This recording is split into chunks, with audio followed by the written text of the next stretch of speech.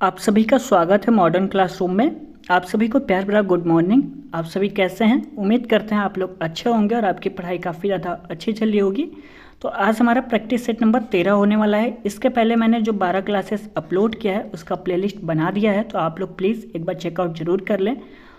Video को पूरा अंत तक जरूर देखिएगा। यदि आपको पसंद आएगा तो प्लीज़ इस वीडियो को लाइक ज़रूर कर दीजिएगा। आप लोग भूल जाते हैं तो ऐसा मत क्या करिए, और कमेंट करके ज़रूर बताया करिए कि आपको वीडियो कैसा लगता है। ठीक है, तो चलिए आज के क्लास को हम स्टार्ट करते हैं।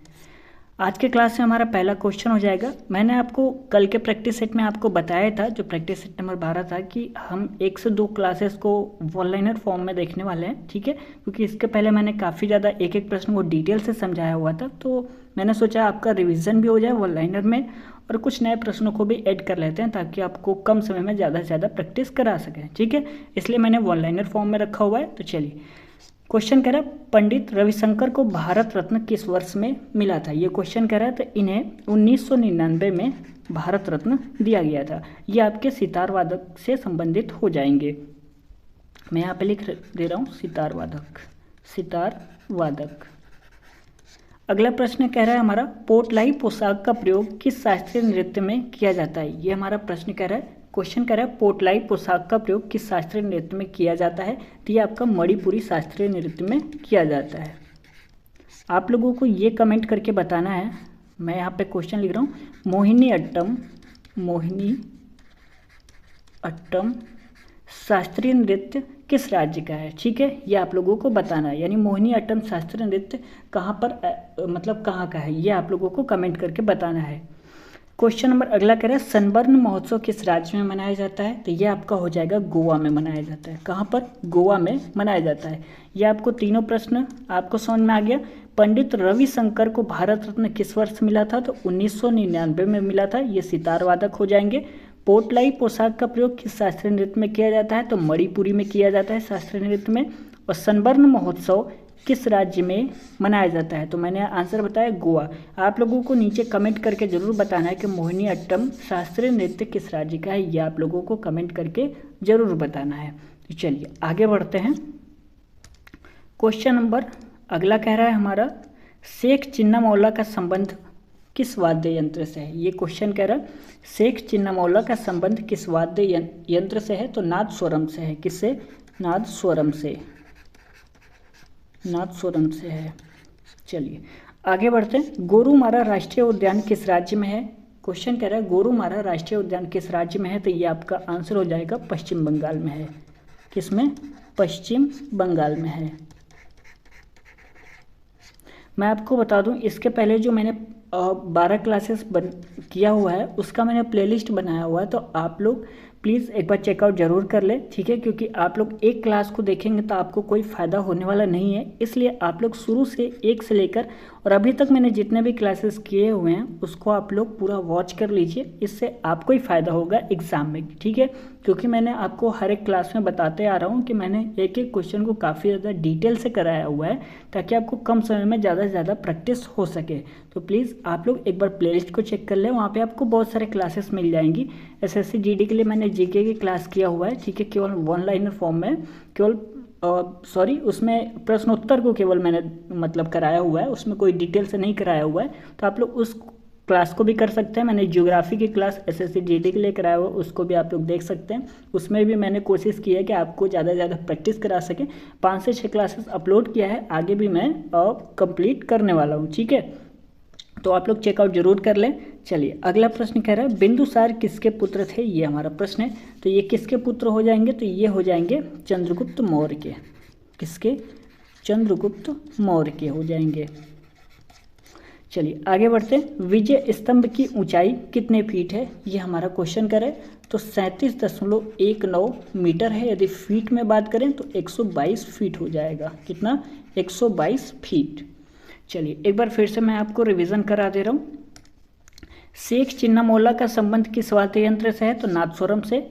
गोरुमारा राष्ट्रीय उद्यान किस राज्य में है। तो किस राज्य में है? पश्चिम बंगाल में है। बिंदुसार किसके पुत्र थे। चंद्रगुप्त मौर्य के हैं। और विजय स्तंभ की ऊंचाई कितने फीट है। तो 37.19 मीटर और 122 फीट है। यदि बात करें फीट में तो 122 फीट हो जाएगा। उम्मीद करते हैं कि मैं जो भी आपको करा रहा हूँ आप लोग नोट्स बना रहे होंगे और आपको साथ साथ प्रैक्टिस कर रहे होंगे और आपको याद हो जा रहा होगा, मुझे ऐसा पूरा उम्मीद है। तो प्लीज़ आप लोग नोट्स ज़रूर बना लिया करें, ठीक है। चलिए अगला प्रश्न कह रहा है हमारा, एशियाटिक सोसाइटी ऑफ बंगाल की स्थापना किस वर्ष हुई थी। ठीक है, क्वेश्चन कह रहा है एशियाटिक सोसाइटी ऑफ बंगाल की स्थापना किस वर्ष हुई थी। तो ये हो जाएगा 1784 में विलियम जोन्स के अनुसार। ठीक है, विलियम जोन्स द्वारा। इसका आंसर आपका ये हो जाएगा। एशियाटिक सोसाइटी ऑफ बंगाल की स्थापना किस वर्ष हुई थी। 1784 में विलियम जोन्स के द्वारा। ठीक है, किरनार किस राज्य में सबसे ऊंचा शिखर है। तो इसमें आपका आंसर हो जाएगा गुजरात। उम्मीद करते हैं जो मैं लिख रहा हूँ आपको समझ में आ रहा होगा। राइटिंग उतनी भी अच्छी नहीं है तो आप लोग मैनेज कर सकते हैं। मैं जो बोल रहा हूँ उस पर आप लोग ध्यान रखिए तो आप लोग नोट डाउन कर लेंगे। नीति आयोग के प्रथम उपाध्यक्ष कौन थे। नीति आयोग के प्रथम उपाध्यक्ष कौन हो जाएंगे। तो ये आपके हो जाएंगे अरविंद पनगढ़िया। अरविंद पनगढ़िया। चलिए एक बार हम रिवीजन कर लेते हैं फटाक से। एशियाटिक सोसाइटी ऑफ बंगाल की स्थापना किस वर्ष हुई थी। तो 1784 में विलियम जोन्स ने की थी। गिरनार किस राज्य में सबसे ऊंचा शिखर है। तो गुजरात में है। और नीति आयोग के प्रथम उपाध्यक्ष कौन थे। तो अरविंद पनगढ़िया। ये आपके नीति आयोग के प्रथम उपाध्यक्ष हो जाएंगे। नीति आयोग की स्थापना कब हुई थी आप लोग कमेंट करके मुझे बताएंगे। ठीक है, कमेंट जरूर करिएगा, इससे पता मुझे भी लग जाएगा कि आप लोगों ने वीडियो देखा है और आप कम से कम ये भी तो पता लगे कि आपको ये प्रश्न का आंसर पता भी था या नहीं। नीति आयोग के प्रथम उपाध्यक्ष मैंने बता दिया अरविंद पनगढ़िया। और नीति आयोग की स्थापना कब हुई थी ये आप लोगों को कमेंट करके बताना है। तो चलिए आगे बढ़ते हैं। Question number 96। 2011 के अनुसार भारत की महिला साक्षरता दर कितनी थी। ये आपको बताना है कितनी थी। तो ये हो जाएगा 65.46%। रामागुंडम एनटीपीसी परियोजना प्रधानमंत्री द्वारा कहाँ पर लॉन्च की गई है। तो ये आपका हो जाएगा तेलंगाना में। कहाँ पर लॉन्च की गई है। तो तेलंगाना में लॉन्च की गई है। समझ में आ गया आपको। क्वेश्चन कह रहा है 2011 के अनुसार भारत की महिला साक्षरता दर कितनी थी। तो 65.46%। और रामागुंडम एनटीपीसी परियोजना प्रधानमंत्री द्वारा कहाँ पर लॉन्च की गई है। तो तेलंगाना राज्य में लॉन्च की गई है। उम्मीद करते हैं समझ में आ गया होगा। तो चलिए आगे बढ़ते हैं। Question number 98। अरुणा मोहंती का संबंध किस नृत्य से है। यह प्रश्न कह रहा है पोहेला बोईसाख किस राज्य का नववर्ष है। और महाभारत का रथ मंदिर किस राज्य में स्थित है। ये हमारा प्रश्न कह रहा है। चलिए एक एक करके आंसर हम देख लेते हैं। क्वेश्चन कह रहा है अरुणा मोहंती का संबंध किस नृत्य से है। तो ये आपका हो जाएंगे ओडिसी नृत्य से। किस नृत्य से संबंधित है। तो ओडिसी नृत्य से। पोहेला बोईसाख किस राज्य का नववर्ष है। ये क्वेश्चन कह रहा है। तो ये आपका हो जाएगा आंसर पश्चिम बंगाल। पश्चिम बंगाल किस राज्य का नववर्ष है। तो बंगाल का पोहेला बोईसाख नववर्ष हो जाएगा। पोहेला बोईसाख किस राज्य का नववर्ष है। तो पश्चिम बंगाल का। महाभारत का रथ मंदिर किस राज्य में स्थित है। तो ये आपका हो जाएगा तमिलनाडु। तमिलनाडु किस राज्य में स्थित है महाभारत का रथ मंदिर। तो तमिलनाडु राज्य में स्थित है। क्वेश्चन कह रहा है अरुणा मोहंती का संबंध किस नृत्य से है। तो ओडिसी। आप लोग कमेंट करके बताइएगा। भरतनाट्यम यह जो शास्त्रीय नृत्य है और कहाँ का है। ठीक है, पोहेला बोईसाख किस राज्य का नववर्ष है। पश्चिम बंगाल का। महाभारत रथ मंदिर किस राज्य में स्थित है। तो तमिलनाडु में स्थित है। आप लोगों को कमेंट करके ये बताना है, ठीक है, कि बोनालू महोत्सव कहाँ पे मनाया जाता है। कमेंट करके बताइएगा बोनालू महोत्सव कहाँ पे मनाया जाता है। बोनालू महोत्सव कहाँ पे मनाया जाता है। मैंने पिछले वीडियो में शायद मैंने इस प्रश्न को डिस्कस किया था। आप लोग नीचे कमेंट करके बताइएगा। 3 मैंने प्रश्न पूछे हैं। भरतनाट्यम जो शास्त्रीय नृत्य है ये कहाँ का है। बोनालू महोत्सव कहाँ पे मनाया जाता है। और नीति आयोग की स्थापना किस वर्ष हुई थी। आप लोगों को ये तीनों प्रश्न जो है उसके कमेंट करने हैं। ठीक है, तो आज के क्लास में बस इतना ही। मैंने प्रश्न को कम रखा हुआ था। तो उम्मीद करते हैं कि अगले वीडियो में आप लोगों को मैं ज़्यादा से ज़्यादा क्वेश्चन को प्रैक्टिस करा पाऊँ, क्योंकि इसमें मैंने कम रखा था क्योंकि थोड़ी सी तबीयत ठीक नहीं है तो इसलिए कम रखा था। ठीक है, तो यदि वीडियो आपको पसंद आया होगा तो प्लीज़ इस वीडियो को लाइक कर दीजिएगा, अपने दोस्तों में इस वीडियो को प्लीज़ शेयर कर दीजिएगा। यदि आपको लगता है कि सर आपके लिए मेहनत कर रहे हैं तब कर दीजिएगा, ठीक है, वरना मत कीजिएगा।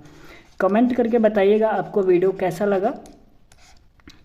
कुछ सुझाव हुआ अगर तो भी आप दे सकते हैं, कहीं पे कुछ मिस्टेक हो गया होगा तो प्लीज़ आप लोग कमेंट जरूर करके बता दिया करिए, ठीक है। और ऐसे वीडियोस पाने के लिए हमारे चैनल को सब्सक्राइब कर लें और दोस्तों में भी इस वीडियो को शेयर करके बोल सकते हैं सब्सक्राइब करने को। यदि आपको लगता है कि सर सही पढ़ा रहे हैं और अच्छा पढ़ा रहे हैं तब ऐसा करिएगा, वरना मत करिएगा, ठीक है। एक बार प्लेलिस्ट को ज़रूर चेक कर लीजिएगा, वहाँ पे आपको बहुत सारे क्लासेस मिल जाएंगे, फिजिक्स, केमिस्ट्री और इंडियन पॉलिटी, SSC GD के GS की GK शॉर्ट्स वीडियो जो अपलोड किए जाते हैं इस चैनल पे, प्लीज़ उसको भी आप लोग ज़रूर देख लिया करिए, क्योंकि आप लोग यहाँ GS में जो क्वेश्चन को पढ़ रहे हैं ना उसी क्वेश्चन को मैं वहाँ GK शॉर्ट्स वीडियो में बना के डाल देता हूँ, ठीक है, ताकि वहाँ पे भी आप लोगों की नज़र पड़े तो और रिवीजन हो जाए वो मतलब शॉर्ट्स वीडियो में। तो उस वीडियो को भी आप लोग ज़रूर देख लिया करिए, उससे आपको ही फ़ायदा होगा। मुझे क्या होता है, कुछ भी नहीं होता है, बस आप लोगों के लाइक शेयर कमेंट से हमें थोड़ा सा मोटिवेशन मिल जाता है और कुछ ज़्यादा हो नहीं पाता है, क्योंकि आप लोग वो भी नहीं करते हैं तो थोड़ा अच्छा नहीं लगता है। लेकिन प्लीज़ ऐसा कर देंगे तो हमें अच्छा लगेगा और आप लोगों को फ़ायदा तो हो ही रहा है। तो चलिए मिलते हैं अगले क्लास में, तब तक के लिए धन्यवाद।